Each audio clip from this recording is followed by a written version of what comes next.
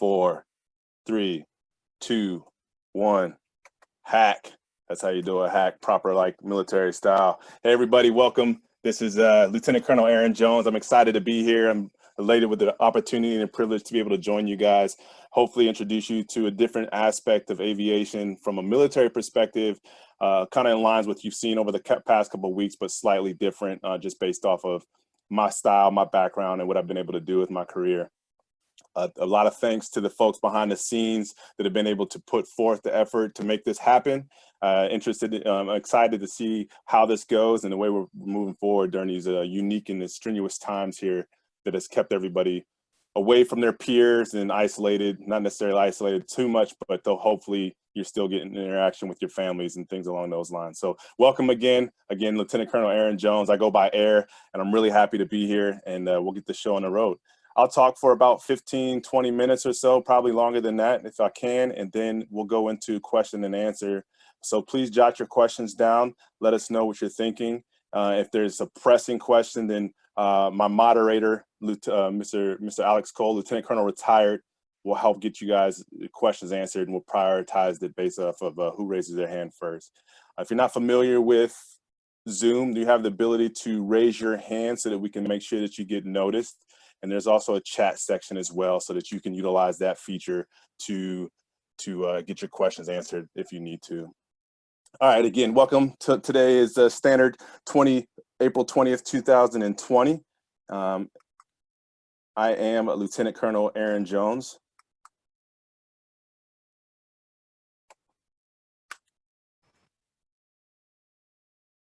And it seems like it's not letting me move forward. There we go. This is our virtual P.A.R. motivation series. So the standard disclaimer there at the bottom, as you see military personnel on the slides here, that doesn't necessarily mean it does not constitute a DoD endorsement. So a lot of the folks part of our program have a background or are currently in the military. They're doing this because they love what they do and they enjoy giving back to the community, but it does not necessarily mean that they have been endorsed by the United States government or the DoD, Department of Defense, in order to be out here participating with this. So again, if there's any questions, speak up. But again, the presence of the military does not mean that the DoD has endorsed this.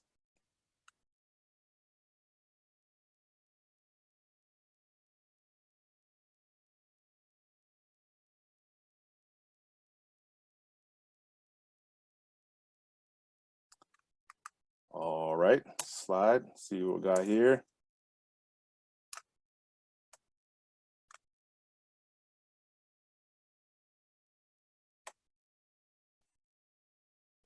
It's thinking about it, it's thinking about it.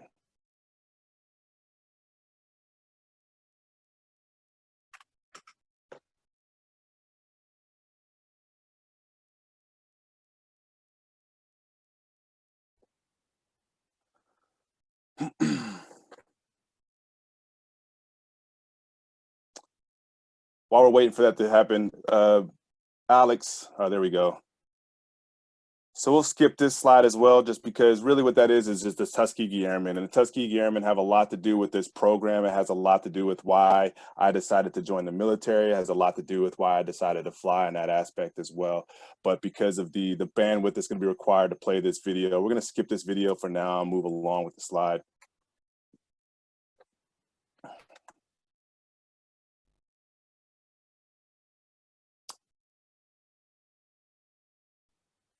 So what we just missed there was an opportunity for me to take advantage of my career and while I was deployed, and had the option to actually go along for a MD-530, which is known as similar to the Low Bird out there in Afghanistan. I got to employ the gun there, and we made that work. As you can see, I'm obviously having some technical difficulties, but bear with me. We'll work through it, and we'll get this party keep this party on track. All right. As far as the ride itself, it was phenomenal. We had a really good time, and the rest of those pictures were just other aviators that I've met along the way in the Air Force that have kind of helped springload me into what I'm doing and motivate me to continue to pursue excellence in the aviation career in aviation. The other aspect to what we're doing here is just trying to highlight not just myself, but the folks that have come before me and what that means to me and how that's taken us to be where we are in the Air Force.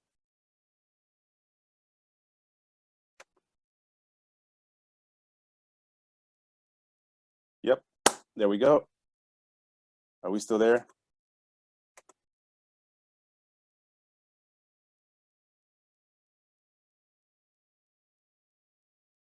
Alex, speak to me. Are we here? Yep. Yeah, you're still there. It's just still showing you. It's not. Are you trying to share your screen? No, my screen, I just went blank. Okay. Yeah, we still. All right, sounds good. Well, I'll just keep talking. I'll do what I do best and just make it happen.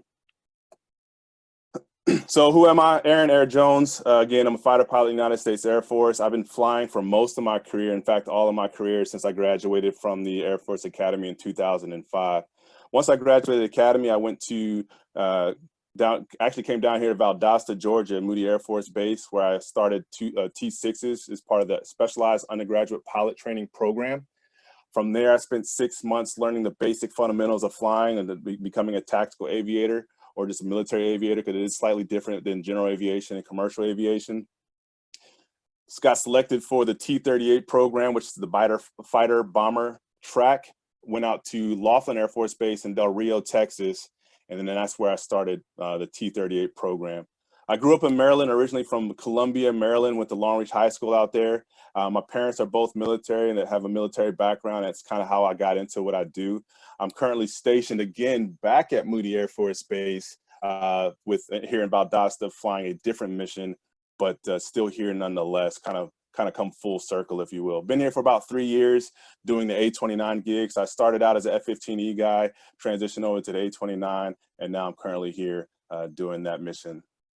It's a unique mission that I'll talk to here a little bit more in a second. So how did I get into aviation and why aviation, or why am I on the career path that I'm on? Well, it started with finding and discovering what my true passion was. The story goes, as I alluded to earlier, my mother was in the Air Force, and we were actually deployed. She was living in Japan at the time, and we were visiting her there for the summertime. And as we were coming onto the base, as we normally do, it's the entry through the south gate. We hit Perimeter Road, and as we started turning left to go down Perimeter Road, it was a different day because I could feel and smell the engines of the F-15C just cooking off at the other end of the runway. It was a nice clear day, and as we drove around Perimeter Road, it's like almost instantaneous. The F-15 started taking off, and I just remember looking at the F-15, thinking to myself, like, "Wow, that's phenomenal." You know, it's different. We've never been in that situation before. Like, we've seen them flying around, but never really got to witness a takeoff up close and personal. And as the plane started to accelerate down the runway, I just remember staring at it, thinking, like, just in awe of what was unfolding before me. The smell of JP-8 and avgas was just filling the air, the atmosphere, and I just was engulfed in this moment. And it almost felt like a snap in time where it was just me and the F-15, right? So I'm glued to the F-15. We're continuing to drive. Everyone else in the vehicle is completely isolated, not even in tune to what's going on right now. And I just remember as the F-15 took off, almost like perfectly, you couldn't have timed it any better. As we hit the departure end of the runway, the F-15 executed what's called a max performance climb, and pointed its nose almost what seemed to be vertically straight up in the sky. And I just remember staring at it through the sunroof, like, that's what I want to do when I get older, and that's what I'm gonna do. So that opportunity is kind of what opened the door for me. Seeing the movie like Tuskegee Airmen, the original HBO series, it kind of goes into a little bit more of the factual based information behind the Tuskegee Airmen, not like the Red Tails movie, which was a little bit more cinematic, but still kind of hits home the point. And I'd be remiss if I didn't say that Top Gun was an influence for me. You know, any fighter pilot is lying if they said that Top Gun, they didn't watch Top Gun growing up. And I would be lying as well if I didn't say that kind of I was in awe of what that movie did and what it did for us. So that kind of developed my passion for flying. Like, I knew as a 9th grader in high school that that's what I wanted to do. And from that moment forward, I started aligning the requirements to make sure that I could commit to that career and understanding what it was needed, what it took, and what I had to do to prepare myself to get to that level. Unfortunately, I didn't come from a lot of money. I have a twin brother who we graduated high school at the same time. and my parents weren't going to be able to afford to send one of us to school, let alone both of us. So that kind of influenced my decision to go to the Air Force Academy, because I had full rides to other schools as well.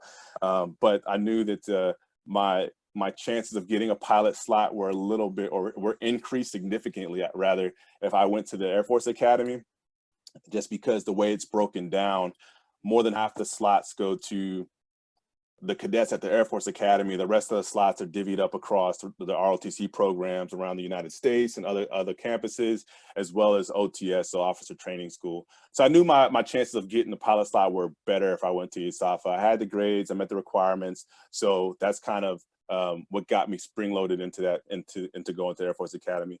From there, it was just developing the right attitude to make sure that not only did I survive the academy, I did say survive intentionally, because it is a different way of going to school, but not only to survive the academy, but also to maintain that positive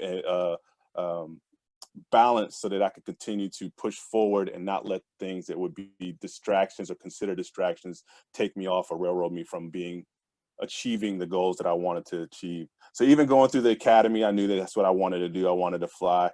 I didn't have the money to set myself up to take private pilot's lessons. And the one opportunity I got to actually participate in their glider program, due to some unforeseen circumstances, that program was shut down during that time, and it didn't reopen before I had another chance to go. My opportunity kind of came and gone.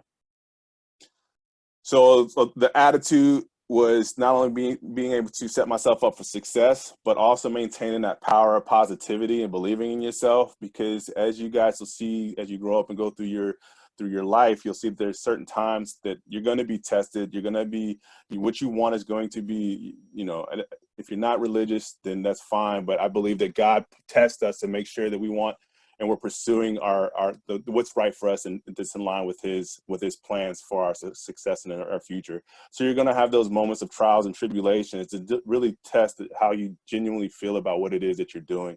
So the power of positivity, the power of networking and mentoring, and most importantly, believing in yourself. And you have to have the right attitude in order to make it through not just the successes in your life, but the failures, because anybody who tells you that they didn't fail is completely lying.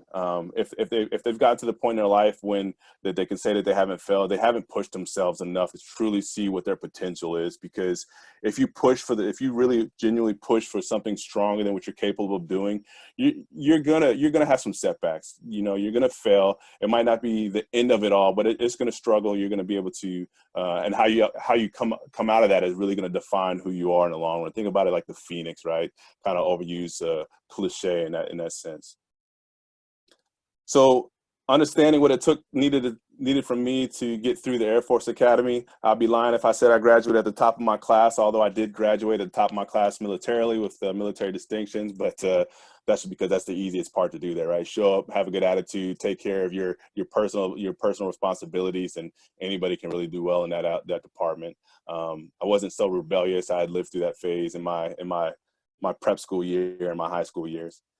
Graduating academy, I got to, as I mentioned, go to specialized undergraduate pilot training. I did receive my first choice. I was fortunate enough in that sense that I got to go down to Moody Air Force Base down here in Valdosta, Georgia. I did 6 months of T6s here. It was unique in a sense at Moody because you didn't have the other phases of training. So for those that aren't familiar, SUPT, or it's truncated just UPT, even though SUPT is the real name for it. UPT is broken down into 3 phases. Phase 1 is all ground academics and understanding the weather, the basic aerodynamics of the plane, how to file a flight plan, things along those lines. Then you go to T6s, which everybody does. And then based on what your desires are, they rack and stack you. And then from there, you choose if you want to go to T-38, which is the fighter bomber, T-1, which is more your heavy airlift type of folks, C-130s, which is now going through T-1s as well. And then your helo guys come down here with Fort Rucker in Alabama to train with the Army. So that's how that's broken down. I did really well in T6s. So I was able to get my first choice, which was T-38s. I knew I wanted to be a fighter pilot, just like we talked about earlier. I wanted to fly F-15Cs going through pilot training and most of my FAPE career. And then So I was successful in that regard, and I got the T6s. T6s was a little bit of a hiccup initially, but once I overcame that struggle and figured out what it was that I was missing, I was able to finish really well. I finished number 2 in my class, and I was 1/100% from finishing number 1. The top stick guy went T38s and went out to Columbus. So what I was talking about with the T6s only being at Moody, because the rest of the phases weren't there, they split our class in half. Half went to Columbus, and the other half went to Laughlin. Again, I wanted to go to Laughlin, so I got my choice in that regard and showed up with T38s with a whole new group of guys. The one thing about pilot training, I think Omni kind of alluded to in his talk, it is there's a lot of work going on with T38s. And it's not to dissuade you, like as he says, but it is really genuinely to push forward and make sure that it is something that you want to do, and to make sure that you come out as a better pilot and the aviator that they need you to be to push forward through the rest of your training. There's a lot of material to cover, and if they were to try to space it out at a fair and consistent pace, then it would take longer than 12 months. So that's why it's a little bit push it up, and it's by design. It's meant to be that way. However, pilot training is one of those things where you know, getting through T6s, you build that bond, the people that you know that you can turn to for help. You know, you start to become a cohesive unit with your classmates, and you learn each other's struggles of who's weak and where, and who's strongest in this area, and you guys come together, and it really puts forth that bond that you need to make it through pilot training. So now imagine starting T6s and having a hiccup, and then finishing with a great group of people, only to get to a new class. And here you are, you show up on day 1, and you know, out of the I think it was 9 of us in our class, I'm the brand new face, and they're looking at me like, who's this joker, right? So that in of itself was a little bit intimidating, but nothing that we didn't overcome. Again, it helps that I feel like I'm a genuinely good guy, and they were able to adapt to my presence, and nobody really garnered to attack me and vice versa. So UPT T38s was great, enjoyed it. My first choice out of T38s was F-15Cs, and then FAPE, the first assignment instructor pilot. Realistically speaking, it was my first choice, but a mentor of mine at the time told me never pass up the opportunity to fly what you really wanted, and that was a C model at the time. So I put that first.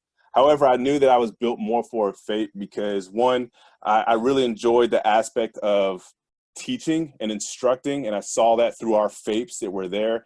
And then 2, if I'm being honest, I felt that I could benefited from the time of a little bit more seasoning and gaining that airmanship from going through 2 to 3 years as a FAPE from a FAPE assignment. So that's what I checked. That's what I selected. I put T6s first, T38 second, and I got selected to be a T6 FAPE. So I flew the T6 Alpha for 3 years at Laughlin Air Force Base. It was probably one of the better assignments that I had, and I say that from a holistic point of view, just taking everything into considerations, the people, the place. I got married while I was there, things along those lines. Thoroughly enjoyed the flying, met some people there that would carry those relationships through the rest of my career. Again, increased experience in airmanship, everything I was looking for to be a FAPE, I was able to get from the 3 years of flying. From there, at the end of my FAPE tour, I was selected I got picked up for F-15Es, which was the pinnacle of what I wanted to do. I halfway through my assignment, I realized that the air-to-air mission was as fun as it sounded, or as fun as it looked, it really didn't fit what I was looking and trying to do. As a FAPE, they tell you, or going through pilot training, they tell you that you should focus on picking picking what it is that you want to do based off of the mission set, and not necessarily the location. Thanks for picking up the screen there. So picking the mission set based, not picking your choices off of where you want to live at, but more so what the mission set was. And so the Strike Eagle offers a well balance between air to air and air to ground. So I was able to go to a platform that not only had the air to air aspect to it, but also had the air to ground piece and able to support the ground troops on the ground. Strike Eagles was actually, if I'm being honest, it was my number 2 choice behind A-10s, because like I said, my mission set, or my desire to support the mission, changed more to the air to ground focus than it did from an air to air piece. Completely happy with my decision. I absolutely love flying a Strike Eagle. From being FAPed and going through IFF, I went to the B course for the Strike Eagles at Seymour Johnson. I was a member of the Lancers during my 12 months there. The B course for the F-15E is the most robust training program for fighters within the Air Force, and it's by design, mainly for two reasons. The first is it's a multi-role platform. There's a lot of mission sets that we train to. There's a lot of things that you have to get through. The avionics suite and the systems that are on the Strike Eagle are very intense, and they're integrated in a way that you have to know enough about each system so that you can effectively employ the aircraft in a manner that's going to keep you safe while keeping the civilians and your friendly safe, and then simultaneously being able to destroy the enemy on the ground. The second piece to that is you have a crewmate. It's the only multi-seat fighter in the Air Force inventory. That so you have a weapons systems officer in the rear cockpit, and they have a very unique mission as well. So the front seat, the pilot is the mission commander, or the aircraft commander rather, and he controls the aircraft from as a whole. However, the WISO, or the weapons system operator in the back seat, has a very unique mission in the sense that they kind of control a lot of the air to ground piece. So the target designations, the lasing of the bombs, making sure that the GPS coordinates are straight if you're dropping JDAM munitions or GPS guided weapons. That's where they come into play. And a good WISO is just like a good pilot. They're worth their weight in gold. As I mentioned, the multi-role platform of the Strike Eagle allows us to effectively operate within our own formation. We like to take 4 aircraft if we can, depending on what the mission set is, but we're down to 2 for sure, 2 at a minimum.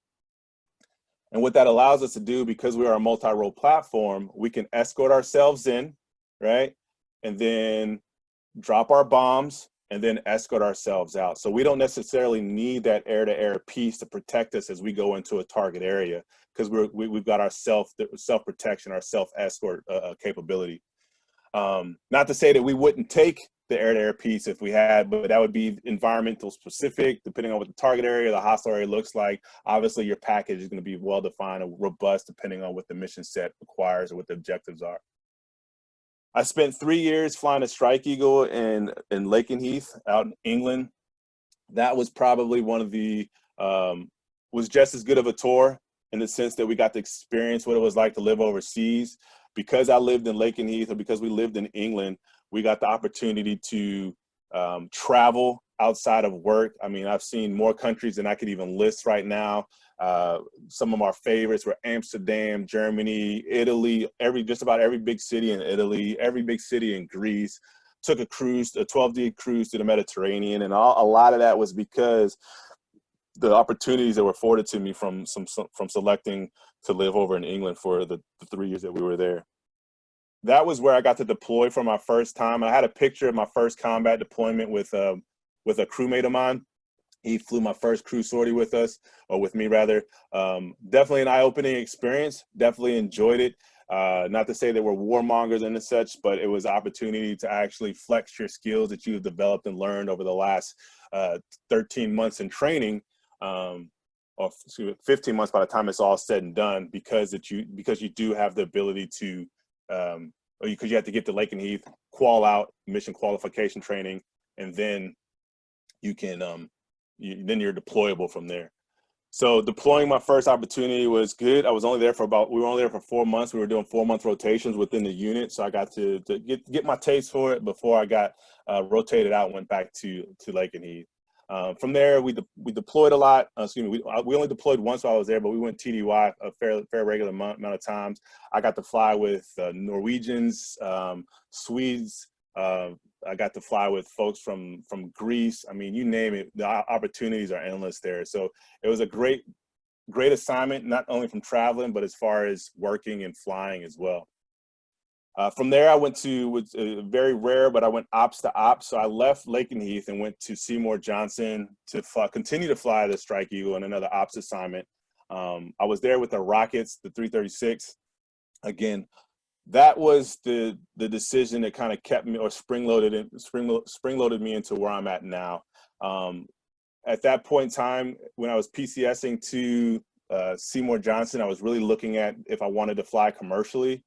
But being there with that assignment, the flying that we got to do, the people I got to hang out with, my leadership, I decided to stick it out some more. And that's when I committed to the Air Force from that point forward.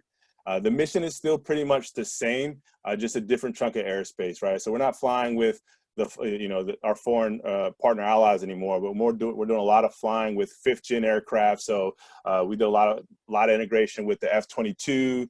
We did a lot of integration with the similar 4th gen aircraft, the F-16s, but mostly it was in-house training, and we were able to hone in our skills from that point forward. And we did a lot of bomb dropping or simulated bomb dropping or inerts with our air-to-ground partners. So our JTACs, our Joint Terminal Air Controllers, and making sure that they were prepared to deploy and meet the mission as well. So 6 years in the Strike Eagle, somewhere during that phase at Seymour Johnson is when I started to integrate with Kenny KT and Legacy Flight Academy, and we collaborated our efforts because we found that we all had a very strong desire and enthusiasm to give back to the community. So here we are in 2015 or so, and we're really just piecing together what LFA was going to look like. And that's when I started doing a lot of the community efforts that we were doing, to include driving up and down the East Coast. Because for me, seeing the excitement on the kids' faces that would never have the opportunity to experience something like that was worth it in my mind. So with that being said, I was looking to expand my career a little bit more. I knew that I enjoyed doing what I was doing. I remember my time as a FAPE, and I wanted to instruct some more. So I wanted to go back to T6s, but at the time, 11Fs or fighter pilots we still are hard to come by, right? So what they did was I volunteered to come down here to Valdosta Moody Air Force Base to fly the A-29 now. The A-29 is a single engine turboprop, much built like the T6, except for it's built for light attack. So combat support, close air support on the ground. What's unique about this mission is the Air Force doesn't have A-29s. So what we're doing here, flying the A-29, is integrating with our partner allies that have smaller air forces or unbuilt, underdeveloped air forces. And we're teaching them how to employ a weapon system to help create an organic process where now they have the ability to employ against, violent extremist organizations, the terrorist groups, Taliban, things along those lines. Now they start to be able to defend for themselves versus overly relying on the Air Force or the United States Air Force or Western Air Force as a whole, so NATO nations. So since I've been here, I got here in 2017. My very first class of students that I was able to train with were Lebanese pilots. Again, the Air Force doesn't own any A-29, so we were flying all Lebanese A-29s at this point in time. At the same time, we were flying Afghan A-29s, so we're integrating with the Afghans as well. And that's been the bread and butter of what the 81st Fighter Squadron does. So not only in this assignment are we attack pilots or fighter pilots, if you really group us all together, not only are fighter pilots with a niche and attack, but we're also air advisors in the sense that while I'm flying with them, I'm teaching them how to fly. But when we land or when we deploy with them, we integrate with their Air Force and help them develop their Air Force so that they can, in turn, become a force to be reckoned with on their own. And now they're bringing more to the fight because we're not overly relying on teaching them or helping them, but they're assisting now instead of just giving us, airspace or land to operate off of. Now they're actually providing planes and pilots and bombs and everything that comes along and that's required to take the fight to the enemy. These air forces are now developing the capability in order to effectively participate. So this is where I got to go on my second deployment with the A-29. This is my third deployment. This deployment was unique in the sense that, again, I was deploying as an air advisor and a trainer. So to maintain my proficiency with flying, I was still able to execute the mission and still able to fly the A-29 while I was in Afghanistan. But my sole good job there was to help them branch off from branch off from the assistance of the NATO nations, so the Air Force. So we're teaching them how to employ in their own country, advising them, much like you would if you were a head coach for a team, right? So you have the overall head coach, and then you got the offensive coordinator, and you got the defensive coordinator, right? So we were kind of separating ourselves within those three structures to kind of, as an example, or to put it in perspective, and then branching off from there on how we can better utilize and make them a stronger offense, make them a stronger defense, so that we can take the team and put it together and be able to deploy effectively. What started out as a 4-month deployment turned into a 5-month deployment, which turned into 11 months all at once. I did volunteer for it, so I don't want to say that to scare you away, but for me, the mission was, one, I was having a lot of fun doing it. The flying in Afghanistan, aside from it being a war-torn country, Afghanistan is probably some of the most gorgeous flying I've ever done in my career, ever. I've seen all 4 seasons in Afghanistan, from the wintertime when I got there, through the springtime, through the hot dying times in the summertime, all the way back around full circle to the wintertime. And the snow-capped mountains and the clear air and the clear skies, once it's on a clear day in Afghanistan, like nothing really comes close to it. Unfortunately, it is a war-torn country, so while we're there, we're not off visiting Kabul or the capital of Afghanistan, or some of the tourist areas that you see that you would see in Afghanistan. But I did get to see it from the air, and that was a very unique opportunity. While we're there, so part of the job was we weren't enablers. We were instructors, or we were advisors. So we didn't get to fly combat missions with them like I think Chris spoke to when he was a combat air advisor. So we're not combat air advisors. We're just air advisors.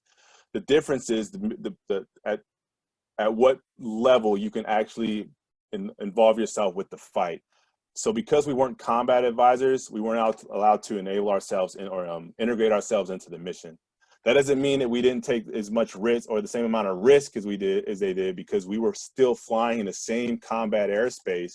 It just means that what we effectively were able to do was limited based off of the rules of engagement, so on and so forth. I saw a lot of great things. I saw a lot of bad things while I was flying around.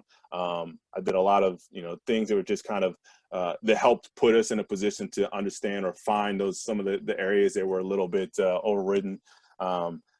Whoever's got the map, if you zoom back in and go to the north where Mazar Sharif, that's where I spent a lot of my time up there. So you've got Turkmenistan, Uzbekistan, and Tajikistan. Right there at Mez is where I spent a lot of my time. But I would fly all the way over to Kunduz, right, just south of Tajikistan, and then all the way west, just past the border of Uzbekistan and Turkmenistan. I mean, phenomenal flying. I did get to employ a lot of weapons from a training perspective. So I dropped a lot of bombs, shot a lot of rockets, shot a lot of gun, 50 cal, 151 high explosive rockets, and then Mark 81s. So that piece was still there. I was still flying. I was still dropping bombs. I was still practicing and maintaining proficiency with that. So that was a lot of fun. But then integrating with the Afghans was also just as much fun, and actually the highlight of the deployment. So I returned back here in 2018, and ever since then, I've been the director of operations here. So now I manage the flying program and the training piece to it. We are about to pick up the Nigerian piece. So eventually, in about 6 months or so, we're going to start training Nigerian Air Force to do exactly what we've done with the Lebanese Air Force, the Afghan Air Force, and now we're going to do that with the Nigerian Air Force here in about, again, 6 months. The real difference between that is a lot of the pilots that are coming over here from Nigeria went to pilot training in the United States. So they're already familiar with how we fly and what we do and what we don't do. And most of the guys that will be training in the first hand are really high hour guys. So it's definitely going to be different, but it'll be a lot of the same. So that's my career in a nutshell. A lot of that came from different parts and pieces to it, was just maintaining a responsibility. So owning up to my actions, your own situations. There's going to be times where it's going to be tough. You're going to think that it's the end of the training for you, and you just got to realize that you can't blame anybody else. You're responsible for your own training, right? So you have to own that, and you have to take advantage of the opportunities that are given to you. opportunities don't go away to just go to somebody else. So if you're not prepared and you're not, stepped up and ready to go, then it's just going to go, they're going to just find the next person it is, right? So they don't go away, they go to somebody else. If you're ready, if you're always prepared, then you don't, when the time comes, you don't have to get ready. So stay ready, you don't have to get ready. And then the last piece of that is just being responsible and giving back to others, right? You got to come. We're not in this fight together. Everybody has something to give, and it's just finding what your capability or what your passion is and be able to give back so that you can help give that opportunity to other folks. So that is pretty much my career in a nutshell. I had another slide or two that I wanted to show you, but obviously I'm not going to be able to get to that point just based off of where we are with the technical difficulties on my end. But on that note, I will open the floor up to questions, and it sounds like we already have a couple people raising their hands. Hey, Eyre, why don't you just, there's a couple questions in the chat group. We'll start with, there's 3 in there, and then we can go to the to people raising hands or alternate. So the first one is, do you need perfect vision to be a pilot?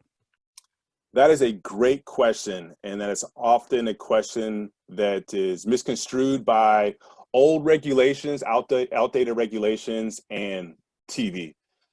The short answer is yes, you do need good vision. However, the caveat to that is it can be correctable to 20/20, right? So if you don't have 20/20 vision, but you wear glasses, up to a certain point, don't quote me on what that prescription is, up to a certain point, you can wear glasses as long as it's correctable to 20/20. And with the new technology in eye surgery, LASIK, PRK, those also become options. Now, before you go out and jump into getting an eye surgery to increase your vision, make sure you coordinate that with the medical folks of the Air Force, because they're going to give you the exact answers on what you can and can't do and what's correctable and what's considered appropriate for being a pilot. However, that being said, if you don't have the vision to be a pilot, most of our navigators, our weapons systems officers, the CISOs, the folks that help with the combat ops from the rear cockpit, their vision, the requirements for those loosen up a little bit too. So there's still opportunities to get into the cockpit without being a pilot. However, to be a pilot is a little bit more strict, but perfect vision is not it. You just have to be able to correct that up to 20/20. Good question, though, and often overlooked. One thing I'll just add is that is just for the Air Force. If you're a civilian and you want to be a civilian pilot, as long as you can correct with glasses, you're allowed to wear glasses. As long as you can, with the glasses, you correct to 20/20. So you don't need perfect vision to be a pilot. You need to be correctable to be a military pilot. That is correct. And also with depending on where you fly at, they'll allow you to wear contacts. So contacts are approved if you are authorized, if you get approval for them. I wear contacts. I also wear glasses. My vision isn't that bad. Although I will say that I had 20/20 up until about 30, 31 years old. I know I don't look that old, but yep. Up until about that age is when I had to start wearing glasses. And then, so I had to go through the process to get that approved, checked out, make sure it wasn't damaging. But nonetheless, I do wear glasses when I fly. Next question. Okay, next question is from Kenneth Thomas. How did going to the Air Force Academy prepare you for pilot training? You went to the academy with no flight experience, but yet graduated number two out of two T6s when you finished up there at T6 in the Air Force at the UP pilot training. That is a great question and a great point as to why Legacy Flight Academy exists. If you talk to Deacon Ruffin, one of the guys that we started this program with, he'll tell you that the fact that someone's able to show up to pilot training with no prior experience and do as well as some of us do is a strong feat and a testament to our ability to commit to the program and a testament of how willingly we are to sacrifice some of the things that come along with that. For me, it stems from passion, attitude, and responsibility. And it's the premise for how P.A.R. came about. It was all about knowing what it was that I wanted to do and not letting it fail. If I graduated number 2 out of my class in T6s, but what you guys don't know is I was on an elimination check, which means if I'd have failed that elimination check, there wasn't going to be any more pilot training for me, right? It's because I struggled early on. And that was probably due to a lack of experience of showing up to the academy without that training. But, you know, I persevered and I fought through it because I knew what my passion was and what I wanted to do. And that kind of gave me a lot of a sense of accomplishment. And I will say that, to answer your question, I learned that at the academy.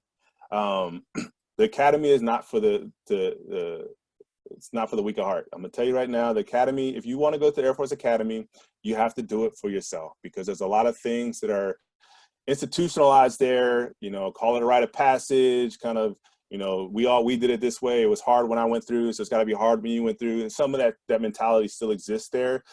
And so it is a feat to kind of combat some of the things that you're doing at the Air Force Academy that some of your classmates that you graduated high school with aren't doing. And again, when freshman year at the academy, I was ready to leave. And my dad said, hey, look, you know, it's only the first semester. Mind you, I'd already spent a year there at the prep school, so I'd kind of seen these shenanigans unfold already. He's like, hey, look, it's the first semester. Once you fight it out for the second semester, and if you're ready to go at the end of it, then we'll talk about what's next. You know, being a young, dumb student at the time, my dad being old and wise, he knew what he was doing, because by the time freshman year is over, you just see the light at the end of the tunnel, because things instantly go from from worse to better almost overnight, because a lot of the restrictions are in place for freshman year that you just don't have the rest of the time there. Again, I had to buckle down a little bit because I was still fighting that attitude of complacency and ready to leave, but I was able to persevere through that as well, and that set me up for success, because I learned how to deal with that and attend those situations, or apply those lessons learned to the future. Thanks, KT. Appreciate the question. All right. Next question, which you kind of covered, but it may be something different. Can you think of a specific setback or time you struggled that defines who you are right now?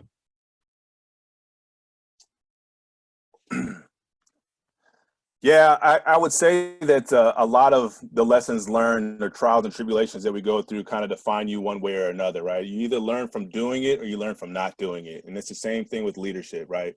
You learn just as much from the bad leaders, the folks that you don't want to be like, than you do with the good leaders. And I would say there's lessons that we learn from everything that you go through.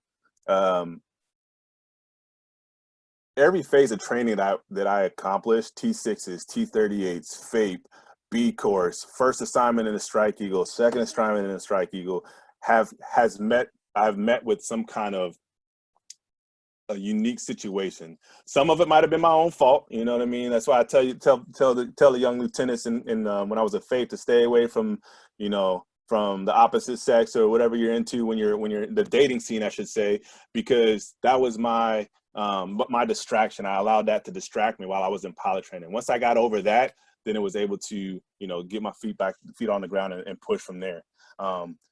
But I would say everything that we've kind of gone through has kind of developed me into the person that I am. The tenacity that I've developed, the ability to take folks' comments and opinions into consideration, but not let it affect me. Definitely one of those things. Being able to get up on a platform like this was definitely a learned skill as well, because I'd be lying to you if I said that I wasn't overly concerned about what people thought about me.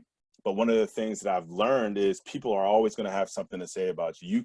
You cannot please everybody. It doesn't matter what you do, how good you are. I mean, someone's always going to have something to say. Let's look at Kobe Bryant, Michael Jordan, LeBron James. I mean, perfect example.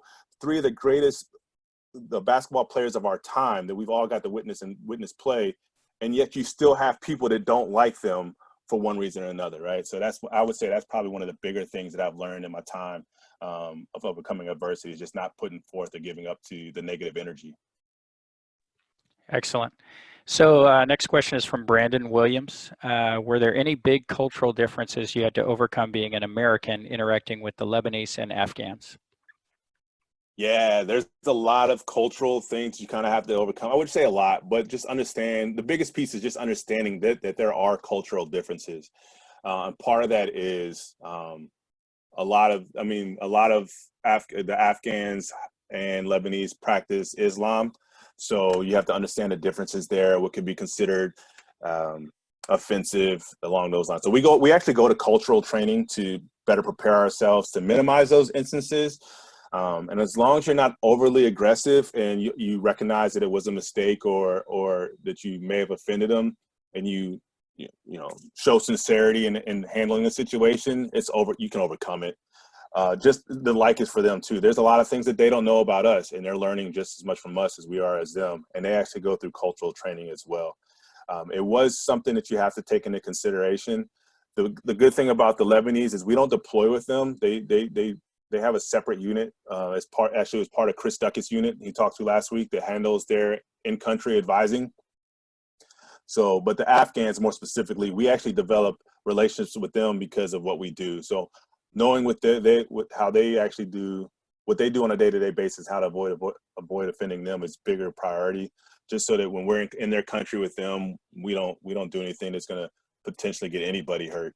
Not just from them, but the folks that are around them that we might not know. They might know that we're joking, but a maintainer that doesn't know us might overhear it and think completely opposite, and now you've got a situation on your hand. Part of our training is going up north to advisor school, where we learn to kick indoors and shoot people. So we are prepared to handle ourselves in that sense when we deploy. It's just not as intense as the CAA units down in the south that Chris was a part of.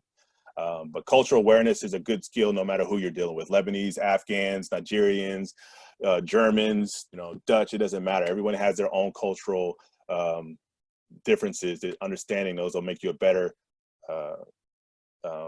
American, a better advocate for the American culture and the Western way of life as well. Excellent. The next question I think you answered, because it was asking about being less than 2020. Obviously, you covered that. The next one is, have you done a mission near Africa, I believe, and that's from Malawi Stutz? Yeah, so I have not executed any missions near Africa. I have overflown or come close to Africa on our first deployment, but I have not taken part of anything in that region. All right, and I don't think you can really answer this because you F-15 guys don't fly long missions, but Hollis Morris is asking, how do you stay awake on long missions? Caffeine is a good source. If you have an idea how long the mission is going to be, you can take caffeine with you in the form of Rippets, Monsters, the things along those lines. We do have the option to take what's called a go pill or no-go pill as the counter effect to that. Those are very tightly controlled because it is a drug it's a stimulant. If you know you're going to be airborne for greater than, I think it's 8.5 or 9 hours, then the flight doctors will prescribe you a go pill, and it's essentially a stimulant to give you another 4 to 6 hours of energy or so. All right, perfect. And so Jacqueline Owens, hi sir, for the Air Force Academy, how early did you prepare as far as requirements to apply? For the Air Force Academy, well, as far as preparing for the requirements, that starts as early as freshman. I mean, there's really no too early time to start preparing for the academy, because they look at the whole person concept, from athletics to leadership to obviously academics. So things that you can kind of use to prepare yourself now as a younger student or approaching high school is get involved with the community. Community service is one of them. Programs like Civil Air Patrol or JROTC, if you have an opportunity to do that, those are all programs that you can take advantage of. Churches, anything that shows community service. Then being a leader within your community, and that can go as far as being a team captain, right? So some people aren't as athletically skilled, have the athletics to maintain a varsity level captain. So just being involved in some kind of athletics, whether it's a community service league or whatever, again, shows your athletic prowess is in that feat. So just obviously there's physical fitness tests, assessments that come along with being a cadet and in the military as a whole. So just being a runner, being a lifter, and competing on those things. Find solo sports if you're not a team type of person or an athlete overall, like running, triathletes, things along those lines. And then obviously the book, staying involved with your academics and making sure that you're preparing yourself appropriately for that. Now, once you get into high school, I would say, your GPA becomes, a top priority. You could be a team captain and the best athlete, but your chances of getting into the academy completely, I wouldn't say completely, but drastically diminish if you don't have the right scores. Because, and we saw while we were there are a lot of top-notch athletes that are just as good in the books as they are in the athletic field. And if it comes down to it, you got a athletic scholar versus somebody who's just an athlete, or even if I dare to say someone who's just a scholar, that athletic scholar is probably going to take the cake and get the push nom over you. Again, looking at the whole person concept, that could change, but having both of those is critical. So I would say ninth grade is about the absolute latest you should start preparing yourself physically and mentally. All that said, the packages are due November of your senior year. So going into your senior year of high school, you have to submit the package around the November timeframe. So getting that stuff ready actually starts the second semester of your junior year. Excellent. Next question is from Kelvin Anderson. What kinds of models are there of the F-15? So you're looking at two different variants right now. Obviously, you've got the alpha through Echo, right? So if it's the alpha, or excuse me, the Bravo or Delta model, those are just 2-seat variants of the single seat F-15. It started out with the F-15A, then you got the B model, which is the trainer model. Then they upgraded it to the C model, and then you've got the D model, which is the 2-seat variant for the F-15C. The F-15C is straight air, or CD, if you will, is a straight air-to-air platform, because even though it has 2 seats in the D model, you can still employ it effectively in combat, but it just has 1 seat instead of 2 seats instead of 1. Straight air-to-air, shoots nothing but air-to-air missiles, heaters and radar missiles, right? So you've got the AMRAAM, and then you've got the 9 mic right now, they're actually employing the 9X on the C model. I flew the F-15E, which is the twin-tail, twin-seat, twin-engine fire-breathing Mac Air Warhorse, and that allows us to take the fight to the enemy, not only air-to-air, but also air-to-ground as well. So we drop bombs anywhere from 500-pounders to 2,000-pounders, small diameter bombs that are roughly 250 pounds. So we can drop it all. You see the fully loaded there on the right-hand side. That's actually, those are actually LGBs. That seeker head on the front is a laser-guided unit, that computer control group that picks up the laser spot on the ground and will follow the laser into the target. So right now, up to F-15E, which is not to be confused with the F-15C. However, there is the F-15X model that's tentatively, it is a prototype, if you will, but it's coming more and more to fruition, and that'll be probably integrated from a multi-role platform as well. All right. And from your F-15 pilot mate, Ben, Omni corrected you and said that B and D models are not allowed for in combat, only in training. They're allowed in combat zones because they definitely took them. They definitely take them over there to utilize them. Oh, and by the way, correct me if I'm wrong, but I'm pretty sure that there's a requirement to turn them into a combat configuration in a certain amount of time in order to fly with them in combat if needed. Yeah. His feelings are now hurt. All So, right, yeah, next question. Jason Reeves, from Jason Reeves, are night missions, refueling, or instrument missions difficult? All night those missions, refueling, or instruments, yeah. All those can be summed up with it depends, right? So the scariest thing we do in the Strike Eagle, in my opinion, is night strafing, because we point at the ground around 25 degrees nose low, and we're strafing until maybe it's lit up, maybe it's not, maybe we're shooting just a laser designator. It depends on what the situation is. So night missions can be a little bit difficult depending on the known terrain. What's out there. We actually train to low altitude flying with our navigation systems, so that can be rather difficult depending on where you are and what the terrain is. Instruments is just instrument flying. If you're a good instrument pilot, then it doesn't matter because you train to fly it in the weather. So it's not really too big of a deal because you're focused on what your systems are telling you, your correct nav aids versus just flying on the seat of the pants. So a good pilot's going to fly off his systems and not the seat of his pants. So instrument missions aren't really that difficult. Refueling, again, on a clear day, smooth air, really aren't that difficult as well because you train to it, and repetition practice makes perfect. Now, you want to throw in a little bit of a degree of difficulty. Night refueling in the weather is probably the most difficult thing to do, and it can be pretty intense. All right, we got about 10 minutes left. We should be able to finish up these questions. Can you be an astronaut from this program? I guess when he's talking this program, he's referring to your pathway. So from Legacy Flight Academy is more of an introductory platform and to get you to spring load you into the career that you want and desire, just to be able to provide you with the information that you need to be successful. In order to be an astronaut from that perspective, there are things that you have to, or gates that you have to meet in order to get to that level, to include test pilot school and things along those lines. So my career trajectory will not allow me to be an astronaut, but that doesn't mean that you can't do it based off of being a fighter pilot. In fact, a lot of people that go through TPS have a fighter pilot background, but it's not the limiting thing to get you there.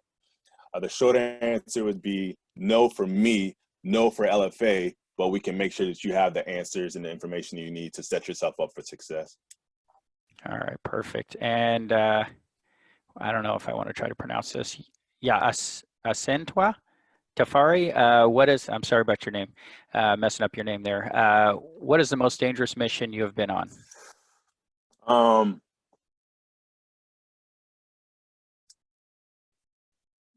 When I was, the most dangerous mission was, it was just armed escort, right? We did armed overwatch for some convoys in Afghanistan. I wouldn't say it was the most dangerous for me as it was for them because of the area that they were transitioning through. But that was pretty intense because we stayed on our, we were on our edge, making sure that they weren't affected they weren't ambushed and things along those lines. That was probably the most dangerous mission I've been on. But again, I've only deployed to Afghanistan. It's a pretty non-contested environment from a surface to air threat perspective. So in that sense, it wasn't really that dangerous for us per se, other than just making sure that we maintain ROE and in line with what our objectives were for the mission. All right, perfect. And the last question on the, oh no, we got a couple more. Have you ever done an air show with the F-15 or the A-29? This is from Kelvin Anderson. I have participated in static displays for actually both the F-15 while I was overseas and then the A-29 here. Unfortunately, because the A-29 is not United States government property, we're limited to what we can do with that. In fact, the only A-29, the static display that we participated with, it was here in Georgia. We had an air show. We had the A-29 set up on display. Otherwise, no for the A-29. And then I have done one with the F-15 when I was deployed, or not deployed rather, but overseas.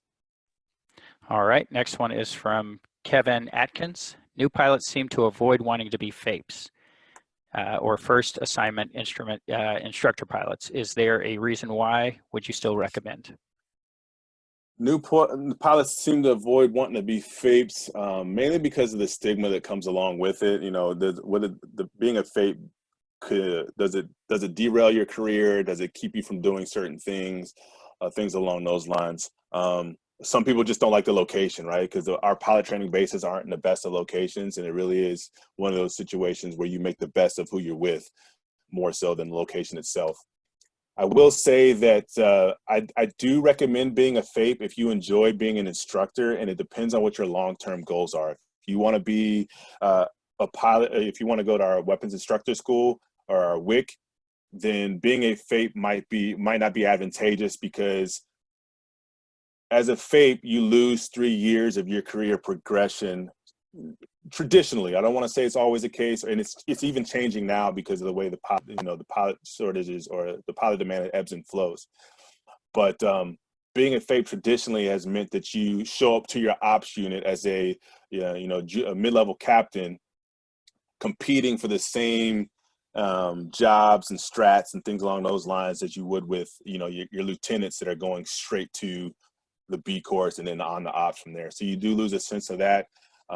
But it depends on what your long-term goals are, and that's something that you have to have a sit down with your mentor to make sure that it is right for you, because there's FAPEs that have gone to weapons school, right? It doesn't mean you can't go. It's just a little bit more difficult to get there because you have to overcome those 3 years, right? Do I send a FAPE who's got 4 years in or 5 years to weapons school, or do I send a lieutenant that's got 2.5 years? I got to look at my return on investment from Big Blue perspective, so it can be a little bit difficult. I would still recommend being a FAPE. It depends on what your what your aspirations are. All right, last two questions. One is from Cameron Slade. Have you ever been shot at?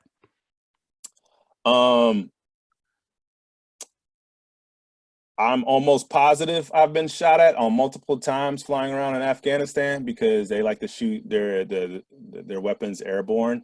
So I can't say that I haven't been shot at, but I can almost say that I have been shot at with 100% certainty, just because you can see the clustering and the gatherings as folks show up when you fly over. So I'm almost positive that I've been shot at, but you know, it's part of being in Afghanistan. All right, and the last question, it's almost like they want me to be in this conversation. Have you ever escorted Air Force One?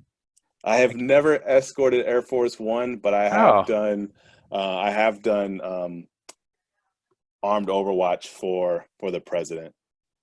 there you go. So typically Air Force One travels longer flights, so so they use different procedures to do that. But once they get into the main area, if they need help, they can get help, and that's where the fighter aircraft, escort aircraft help. I think that concludes it. You can go ahead and let you wrap it up, and don't forget about our upcoming events here coming up later this week. So first of all, thanks for everybody for taking the time out of your day. Hopefully you got your questions answered. If not, please feel free to shoot us a message on Facebook. You can email us at info@legacyflightacademy.org. Visit our website as well. There's many ways to get a hold of us if you absolutely did not get your question answered today. Or if you're looking for more information. Later on this week, we have Valencia and Fee. They're going to be broadcasting their information on the way forward and how you can support Legacy Flight Academy and their involvement as LFA. Valencia is a lawyer and Fee is a flight nurse. So two phenomenal members of Legacy Flight Academy that are going to be here to answer your questions. Both females, both doing really well in their careers. So different point of view from some of our female aviators and our female lawyers, if you will.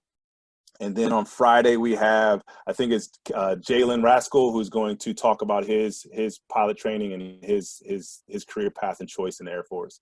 So thanks for everybody for coming out. Again, if you're looking for more information, you can visit us on legacyflightacademy.org or go to our Facebook page there and check us out. Don't forget to hit the like button once you get to the page, and share this information. Look forward to see you guys at the next Legacy Flight Academy event.